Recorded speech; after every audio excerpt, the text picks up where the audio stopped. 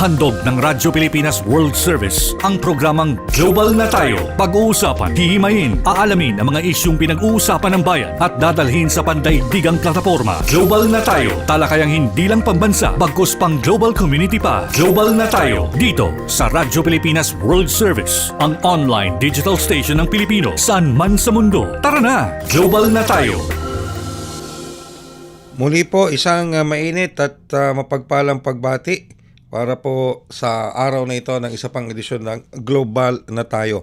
Ako po yung lingkod, Ray Sampang, muli po nag-aanyaya para sa isa na namang edisyon ng programang ito dito sa inyong himpilang Radyo Pilipinas World Service, ang online digital platform ng Presidential Broadcast Service, Bureau of Broadcast Services. Ako po yung lingkod, Ray Sampang, kasama pa rin ang ating mga kaakibat sa pagsasayang papawid na programang ito sa Master Control and of course sa ating Wirecast and sa ating live audio streaming operator. Sa ating Master Control, of course, nandiyan pa rin si kasamang Milo, and of course sa Wirecast si Hero, at sa audio streaming ay si Leo. And of course, ang dalawang duo, forever duo, partner, okay? Si Jerome Toledo and of course ang ating producer, si Miss Stephanie Vicente, na galit, na iinis at ika nga po nagtatampo kay Jerome. Ayan.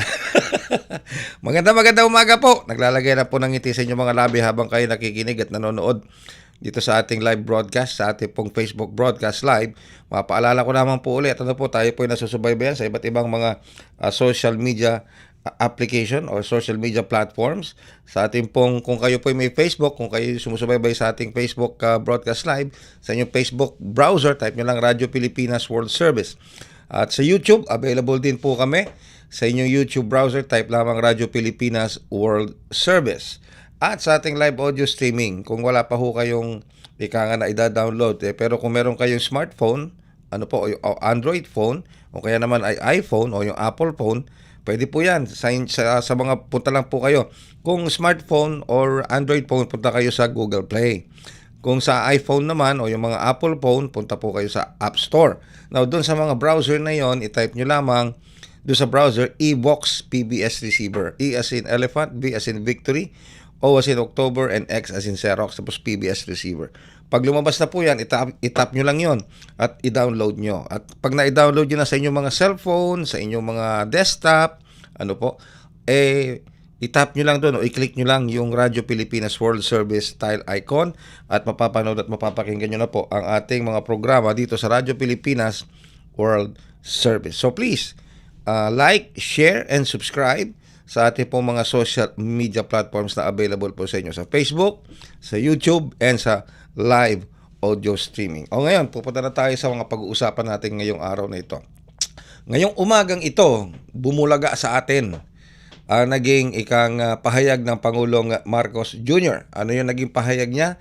Nanawagan siya ng tinatawag na courtesy resignation ng lahat ng kalihim ng iba't ibang ahensya ng gobyerno. Ano ba yung mga ahensya na yun? Ang dami po kasi niyan Merong Department of Agriculture, merong Department of Energy, merong Department of Migrant Workers, may Department of Labor and Employment, merong Department of Human Settlements. Ang dami po niyan. Department of Environment and Natural Resources. Ay, napakarami po niyan. Kung iisa-isahin natin. Department of Foreign Affairs, di ba? Lahat po yan, malalaking mga departamento po yan. At each secretary is a alter ego of the president. Ang ibig sabihin po niyan, yung kalihim na nangunguna sa isang departamento na ahensya ng gobyerno ay ang representante ng Pangulo sa departamentong yon. He represents the president for that department. Okay? For example, Presidential Communications Office, may kalihim po kami. So, he is also expected to submit his courtesy resignation. Okay? So, marami po yan Marami pong mga yan. Marami pong mga departamento, marami mga agency na pinangungunahan ng mga kalihim. At yung mga kalihim po na yan, secretary, undersecretary, assistant secretary, all the way sa director, sa bureau director, lahat pong yan are all appointed by the President. Okay? Yung pong iba, galing sa ranks, meaning plantilla galing sa ranks, pero na-appoint sa posisyon ng, halimbawa, deputy director, director, o assistant secretary, undersecretary. Yun po yung mga ganong posisyon. Alright? So, those appointees can also come from the ranks. Alright? Halimbawa, division chief ka ng isang opisina, yun na siguro yung pinakamataas, o planning officer ka or division chief ka ng isang opisina, ng isang departamento, halimbawa, yun na yung pinakamataas sa lahat ng plantilla, na-appoint ka as ASEC, as director, as deputy director. So, magiging appointee ka na. So, you are now serving at the pleasure of the President. Okay, kasi may nagtatanong, pwede bang gawin ng Pangulo yun? I-demand niya yung courtesy call resignations ang lahat ng secretary ng departamento ng gobyerno. Pwede po. Kasi lahat po ng mga kalihim na yan are all appointed. Itinalaga lang ng Pangulo. Binigyan lang ng papel. Hindi nga yan eh. Hindi nga kumuha ng civil service exam yan. Di ba? Hindi nga kumuha ng civil service exam yan. Kinuha po yan dahil sa kanilang expertise, sa knowledge, sa network nila, job experience. Yun po yung naging basihan. Yung iba naman kinukuha dahil malakas ang backer. So, magprangkahan tayo, totoo lang. Malakas bumulong. Maraming bumubulong. O ngayon, bakit ko sinabi yan? Sinabi ko yan, ano ba ang purpose ng Pangulong Marcos Jr.?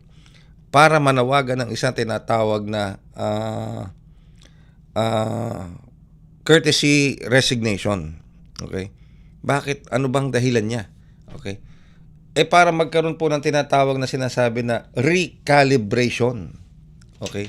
Recalibration ng mga ahensya ng gobyerno, yung mga serbisyo na ibinibigay sa gobyerno, yung mga proseso na dumadaan sa gobyerno, at makahanap ng mas dependable and of course knowledgeable ng mga head ng mga different government agencies. Okay?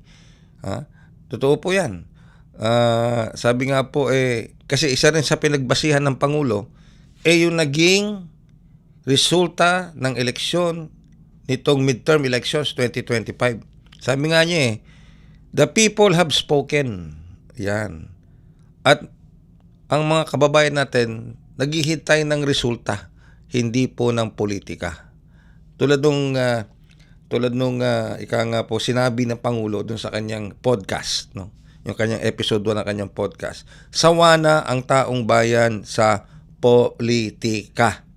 Sawa na ang taong bayan sa mga namomolitika. Ano ba yun? Di ba yun yung madalas yung bang, kasi ang mga Pilipino, ang tingin, especially coming from someone from outside looking in, ang tingin nila sa mga Pilipino, masyado tayong mahilig sa politika. Almusal, tanghalian, hapunan. Politika ang ating pinag-uusapan. Pero sana, kung politika ang pinag-uusapan, okay lang yan eh. Kung may pupuntahan, kung may nararating, kung may nagagawa, kung nase-settle yung issue. Ang problema, hindi eh. Lalo pang lumalaki. Di ba? Lalong nag-iinit yung magkabilang panig, lalong nagbabatuhan ng dumi. Kaya sabi nga ng Pangulo, tama na ang politika. So, maliwanag po yun. Gusto niyo ulitin namin yung bisot na yun ng Pangulo. Na sinasabi niyang, sawa na ang publiko, ang taong bayan sa politika. Yung mga mahilig magkomentaryo sa radyo ng mga politika, mga pros and cons, mga vloggers, etc., etc., na yung mga ibang karamihan naman ng mga vloggers nagbablog, wala namang basihan yung kanilang mga binablog. Tapos kapag nasita, pag naipit, anong gagawin? Magtatago sa likod ng salitang opinion ko lang yun. Di ba? Pero yung opinion mo, may kasama pa ring responsibilidad yun. Hindi porke sinabi mong opinion mo, ligtas ka na. Hindi ganun po yun. Saan mo binase yung opinion mo? Saan mo binase yung opinion mo? Sa report ni ganito? Sa sinabi ni ganito? Ngayon, yung pinagkuhanan mo ng opinion o yung resulta ng isang report na kinuhanan mo, saan niya kinuha yun? Datos na yun. Ganun po. No? So, ibig sabihin lang, tama na yung pamumulitika. Ang gusto nang mangyari ng Pangulo po ngayon, ibaba, ibaba direkta sa taong bayan ang serbisyo ng gobyerno, yung serbisyo publiko. Matatanda po nyo, meron po tayong programa dito sa Radyo Pilipinas World Service. Anong title ng programa? Babangon sa makabayang serbisyo publiko.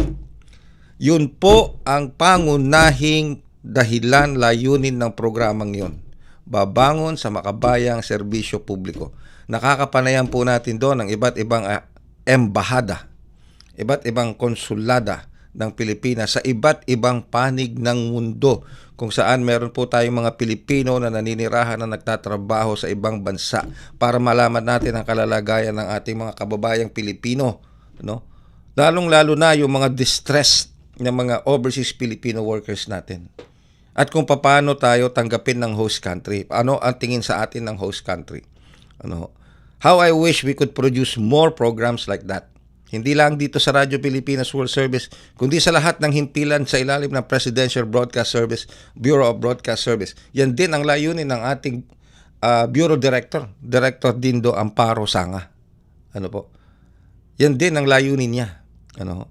So hopefully, sa pamamagitan po ng mga programang ito sa Radyo Pilipinas World Service, in our own small way, we are contributing doon sa sinasabi ng Pangulo na tama na sa pamumulitika, magbaba tayo ng serbisyo publiko sa ating mga kababayan. Yung serbisyo publiko, impormasyon na kinakailangan yung malaman.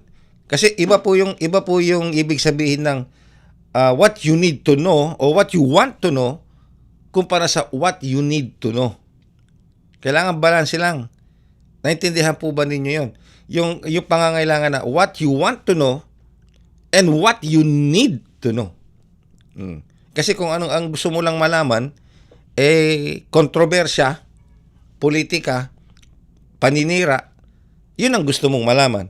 Pero kami dito sa Radyo Pilipinas World Service, we try our best and strive to give you what also you need to know. Yan. Ano yun mga dapat nyong malaman?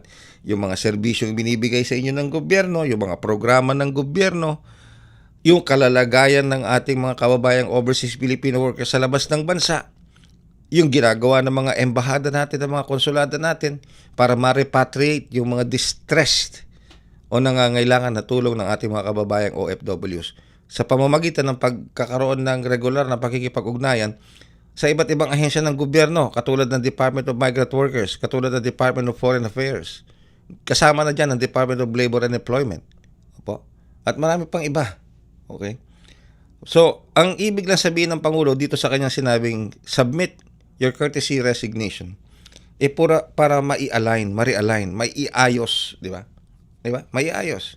Di ba minsan sa buhay natin, gano'n naman Isipin natin sa buhay ng isang tao, di ba? Ng isang tao. Halimbawa, for example na lang, si Jerome at saka si Step, sa buhay nila, di ba? May mga plano silang gagawin. Si Jerome at saka si Step, may plano sila sa buhay, di ba? Along the way, medyo nagkaroon ng problema, di ba? Ang gagawin, ang next step na gagawin, if you're rational enough to think about is, teka muna, stop muna tayo, di ba? Pag-aralan muna natin ang ating sitwasyon. Mauubos na yung pera natin. Di ba? Maraming dapat gawin sa bahay, maraming dapat i-repair. Na pumapalya na rin yung sasakyan natin, wala tayong gagamitin pampasok sa trabaho. Tapos ang lakas nating gumastos, lagi tayong kumakain sa labas. Nagdi-dinner sa labas. Tapos ang hilig natin bumili ng mga sa online, di ba?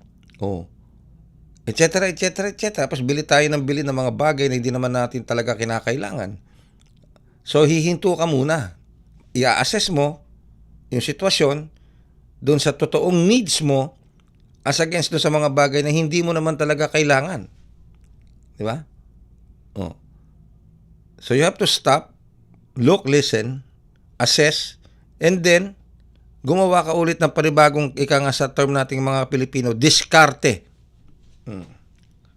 Yung diskarte na yon, pwedeng magtanggal ka ng bisyo, pwedeng magbawas kayo ng pagkain sa labas, pwedeng, ika nga, baka may mga kaibigan ka na imbes na tulungan ka, lalo ka pa nasasadlak sa kahirapan Dahil sinasama ka sa bisyo, sinasama ka sa inuman lagi. Drinking and partying is not bad.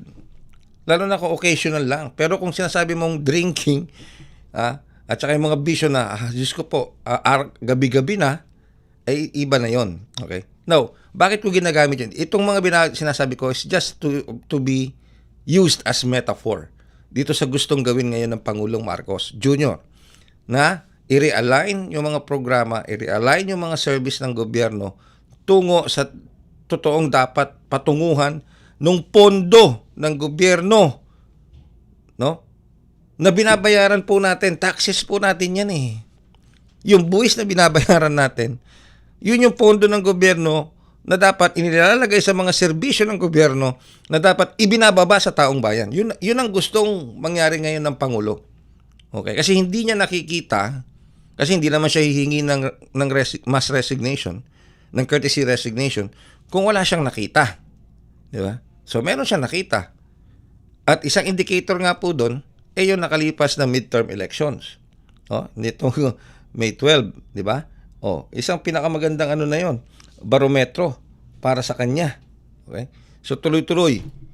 Pero sabi naman ng Pangulo, this will not interrupt yung mga services ng iba't ibang ahensya ng gobyerno. Tuloy-tuloy pa rin ang serbisyo ng gobyerno para sa ating kasi magkakaroon lang ng tinatawag na transition.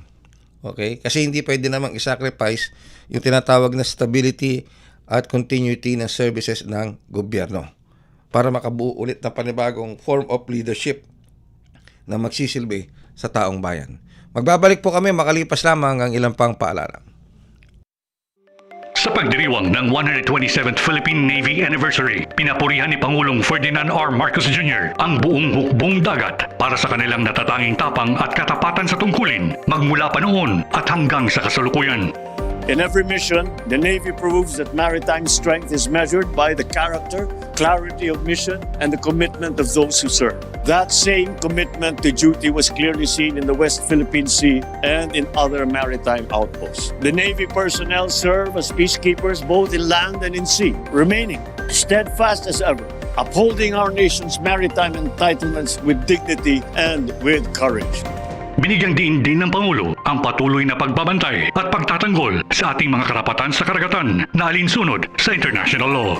We stand firm. We will never tolerate any act of disrespect against our sovereignty. Wala tayong isusuko, wala tayong papapabayaan. Para sa iba pang mga balita at impormasyon, manatiling nakatuto. Tapat sa pag-uulat. Radyo Pilipinas, Radyo Publiko, 738. Pinangunahan ni Pangulong Ferdinand R. Marcos Jr. ang seremonya ng pagtatapos ng PMA Siklablaya Class of 2025 at binigyang pugay ang kanilang disiplina, sakripisyo at pagmamahal sa bayan. We all know your path was not easy. 4 years of discipline, training, hard work, and I'm sure some nights of self-doubt wondering if this was the right choice. But you did not give up, and now you are here, ready to serve the country as new officers of the Armed Forces of the Philippines. Kayo ng Siklablaya, sundalong isinilang, nakasangga at lakas ng ating bayan para sa kalayaan. Binigyang katiyakan ng Pangulo sa mga kadeteng nagsipagtapos na buo ang tiwalang ibinibigay sa kanila bilang mga susunod na tagapagtanggol ng bandila at taong bayan. This is my prayer to the members of Siklablaya. Wherever your duty may take, may it be in the mountains, in the seas, or communities, serve with dignity, serve with honor, serve with love. Para sa iba pang mga balita at impormasyon, manatiling nakatuto. Tapat sa pag-uulat. Radyo Pilipinas, Radyo Publiko, 738. This is a public service announcement. Discipline is the key. Umiwas sa aksidente sa daan. Ang pagmamaneho ay may kaakibat na responsibilidad, hindi basta mapaandar lang ang sasakyan. Kilatisin ang sarili, ang kahandaan sa manibela, siguruhing inyong konsentrasyon ay hindi magagambala. Importante rin na ating laging isipin, init ng ulo ay huwag pairalin, bagkus kaligtasan ng lahat ang siyang dapat unahin. Isang mahalagang paalala mula sa Presidential Broadcast Service at Radyo Pilipinas, Radyo Publiko, 738. This is a public service announcement Public service announcement. from PBS, Presidential Broadcast Service at Radyo Pilipinas, Radyo Publiko, 738. Kayo po ay patuloy na sumusubaybay sa ating programang Global na Tayo dito sa Impilang Radyo Pilipinas World Service, ang online digital platform ng Presidential Broadcast Service Bureau Broadcast Services. Ako po yung lingkod, Ray Sampang. Ayan, ano po. Alright. Marami na as we speak, marami na po ang mga nakapag-submit na ng kanilang courtesy resignation kay Pangulong Ferdinand R. Marcos Jr. Siguro sinasabi ng ating mga kalihim bakit pa natin patatagalin ito, 'di ba? Bakit pa natin patatagalin? Kasi alright. Anyway, ang pagsasubmit po kasi ng courtesy resignation sa Pangulo, although hiningi ng Pangulo yung kanilang courtesy resignation, it doesn't mean na kapag nag-submit ka ng courtesy resignation, you are effectively resigned sa iyong post. Para malaman po natin, tulad nito, itong masusunod po nating makakapanayam sa ating himpilan, matagal na po itong ginugroom na maging secretary ng isang departamento. Okay, tagal na. Hindi ko lang alam kung anong departamento ng gobyerno. So alamin natin, kasama natin ang ating senior correspondent mula po dyan, live and straight, mula sa Malacanang, walang iba kundi si Mr. Alvin Baltasar. Alvin, good morning! Hello. Hello, Alvin, good morning! Yo. Yan, yo. Okay, nawala. Yan. Okay. Baka ilagay siya sa DICT para maayos yung mga linya ng komunikasyon sa cellphone. Alright, sige. Hindi, si Alvin Baltasar po, ang ating senior correspondent ng Presidential Broadcast Service. Nagre-report lagi po yan live sa Malacanang at sa mga presidential activities. Nasa linya na si Alvin. Alvin, good morning. Cellphone na lang, cellphone. Cellphone daw. Alvin.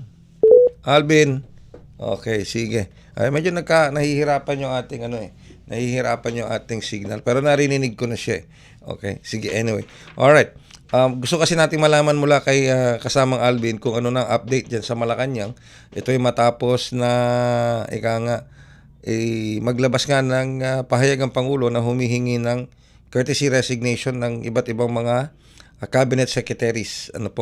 Ayan. At as we speak, medyo marami-rami na rin ang naglabas nagpadala ng kanilang courtesy resignation sa Malacanang. At alamin natin yan sapagkat nasa linya na natin ng komunikasyon ang ating kasamang si Mr. Alvin Baltasar na palagay ko malapit ng maging bagong secretary. Mr. Alvin Baltasar, good morning. Ay, pare, Ray. Good morning, Sec. Sec, good morning, Sec tuloy. Nakalimun, Sec. Malapit nang maging secretary of nothing napatawag kami dahil alam namin ikaw ang nag-break ng balitang yan dito sa ating Radyo Pilipinas, no? So, ano na ang mood ngayon diyan sa Malacanang? Sino na yung mga nag-submit ng kanilang courtesy resignation? Actually, paring Ray, as of, gawin na natin as of 10:30 ng ngayong umaga. Sa bilang namin dito, paring Ray, nasa 18 Nasa 18 na. 18? Naghahay ng 1/8. Naghahay ng kanilang courtesy resignation. Pero isa doon sa mga naunang naghahay ng kanilang courtesy resignation ay itong si DOTR Secretary Vince Dizon.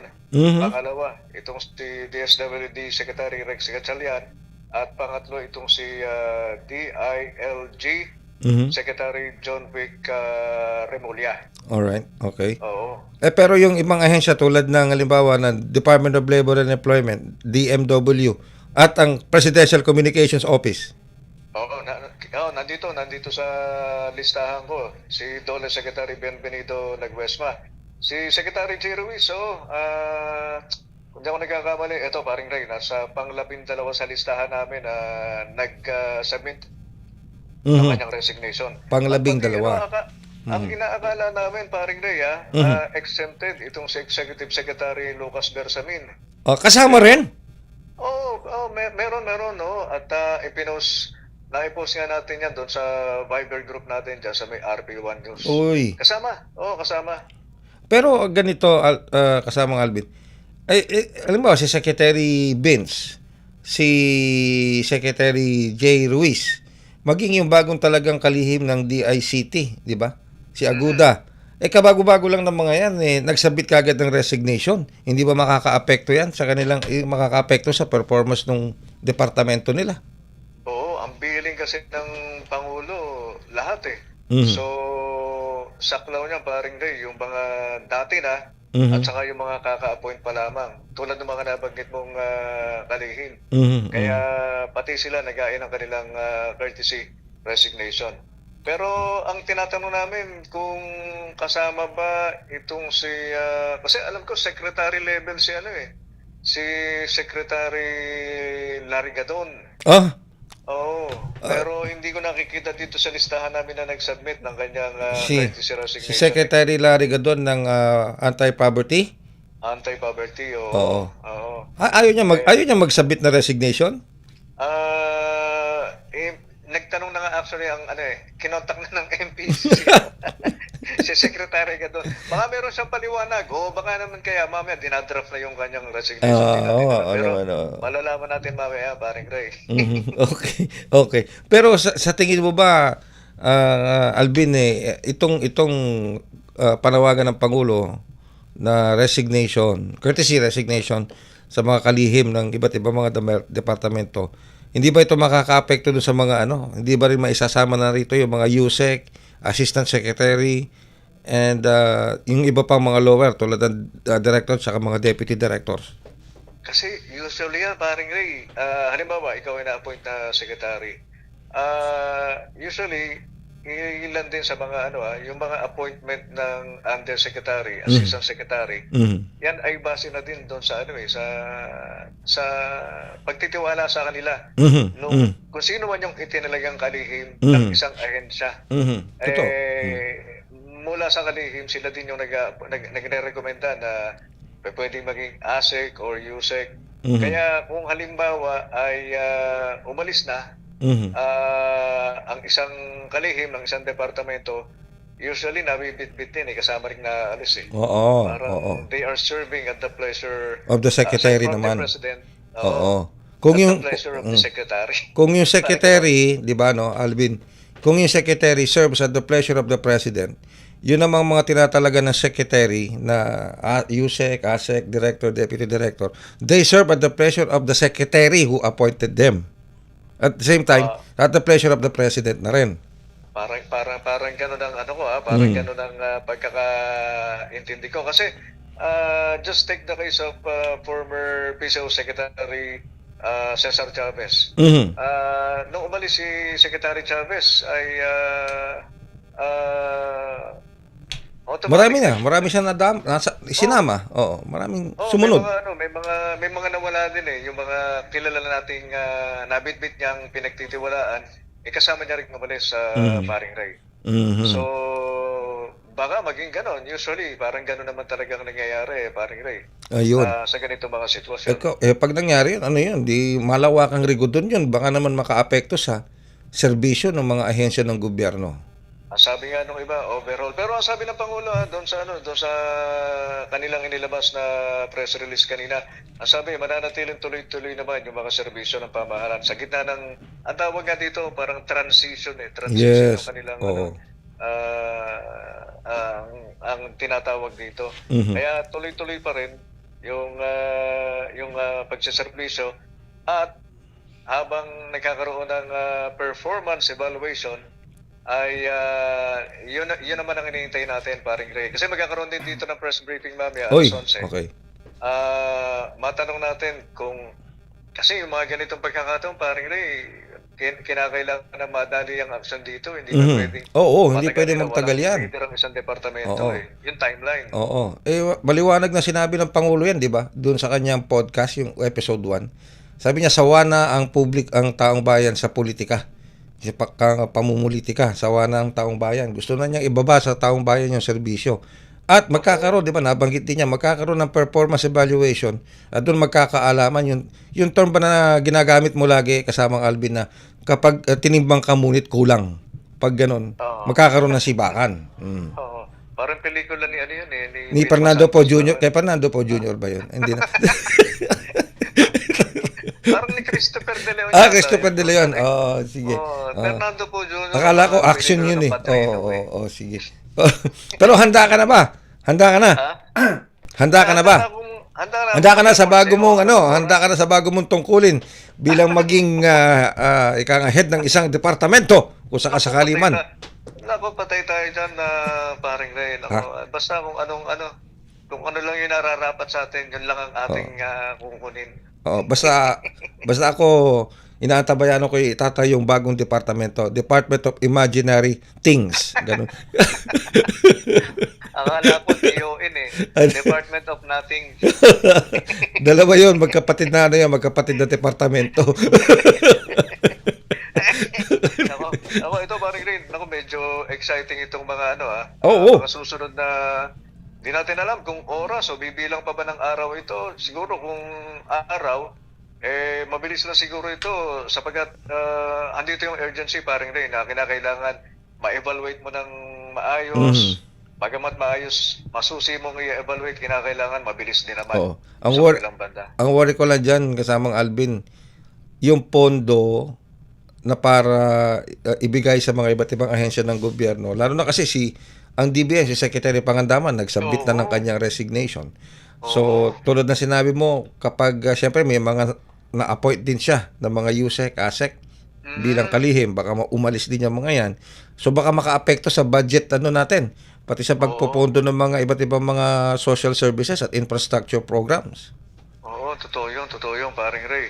Siyempre, ang pagpili din naman ng kanilang mga undersecretary, assistant secretary, based on their trust and confidence Totoo yun. doon sa kanilang mga tauhan Totoo. Kaya napaka-crucial ng mga pagkakataong ito, paring Ray. Yes, oo. At pero sinigurado naman ng Pangulo, may continuity yung serbisyo ng gobyerno. Sabi mo nga, transition lang ito. So, habang hinintay natin yung transition na yan, habang gumagana yung transition na yan, ihahanda na kita para sa iyo bagong pwesto, bagong mandato. Wag mo lang ako kakalimutan. Yun lang yun. Ikaw ang EA, ikaw ang EA. Okay, nauso na nga yung mga bagong pwesto ngayon mga susek.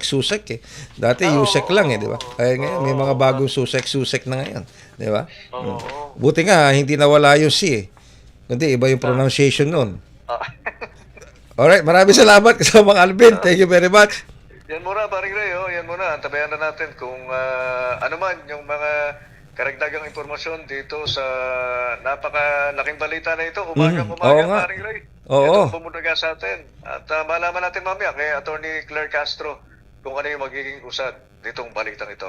Paring Ray, mula pa rin dito sa Palasyo ng Malacanang para sa Bagong Pilipinas, Alvin Baltasar, Radyo Pilipinas, Radyo Publiko.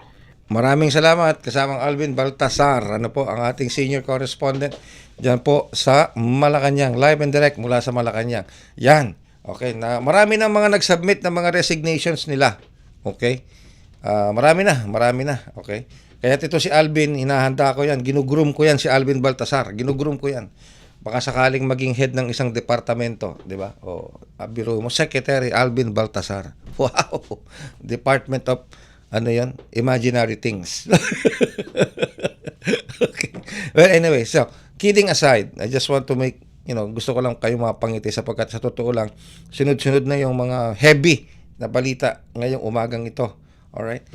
Plus, ang Senado po, kung di ako nagkakamali, ang Senado sa pangunguna ni Senate President Chis Escudero ay pinaghahanda na. Pinaghahanda na. Para saan? Na maaring maganap na impeachment trial. Yung trial, yung proseso. Maski na sabihin nating hindi matuloy o matuloy man, hindi ko naman sinasabing matutuloy. Hindi ko naman sinasabing hindi rin matutuloy. Ang purpose dito ni Senator Chis Escudero is maihanda yung Senate, yung building, yung secretariat, para po, kung dumating man sa punto na magsimula ang impeachment or magsimula na naman yung 20th Congress na tayo diba? 20th na yung nag-recess yung po yung 19th Congress natapos na. So nandito na tayo ngayon sa 20th Congress. Alright? So pinaghahandaan na ni Senate President ni Chis Escudero ang Senado. Ang staff ng Senado, ang Secretariat ng Senado, lahat na bumubuo ng Senado para sa 20th Congress. Okay? Gayun na rin, kung sakasakaling matuloy ang impeachment. Impeachment Impeachment ni Vice President Sara Duterte. Ulitin ko, kung matutuloy. Hindi ko po sinasabing matutuloy, hindi ko po sinasabing hindi matutuloy. Kung matutuloy, depende po yan sa magiging aksyon, desisyon ng mga bagong nanalo at kasalukuyang mga senador sa papasok na 20th Congress. At dyan, nagtatapos ang ating edisyon ng isa pang episode ng Global na Tayo. Ako po yung lingkod, Ray Sampang. Maraming salamat sa ating mga nakaagapay sa pagsasahipabay ng programang ito. And of course, kay Mr. Alvin Baltasar. Maraming salamat agad sa isa pang edisyon ng Global na Tayo. Handog ng Radyo Pilipinas World Service ang programang Global na Tayo. Pag-uusapan, hihimayin, aalamin ang mga isyung pinag-uusapan ng bayan at dadalhin sa pandaigdigang plataforma. Global na Tayo, talakayang hindi lang pambansa, bagkus pang global community pa. Global na Tayo, dito sa Radyo Pilipinas World Service, ang online digital station ng Pilipino saan man sa mundo. Tara na, Global na Tayo.